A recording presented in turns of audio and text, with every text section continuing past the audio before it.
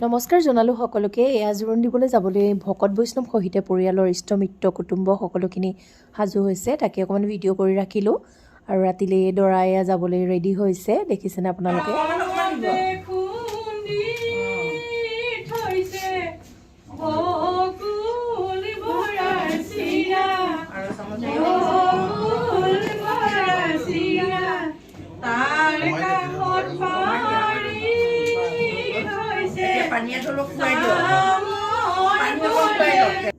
ভাল লগা মুহূৰ্তখিনি মোবাইল কেমেৰাতে আবদ্ধ কৰি ৰাখিলোঁ।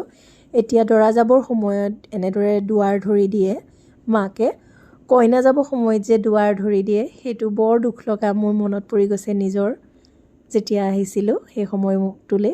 আৰু এয়া তেওঁলোকৰ বন্ধুবৰ্গই খুব ফূৰ্তি কৰিছে আৰু দৰা যাবৰ সময় পালেহিয়ে আৰু আমিও তেওঁলোকৰ পিছে পিছে গৈ আছোঁ। গৈ পাই এয়া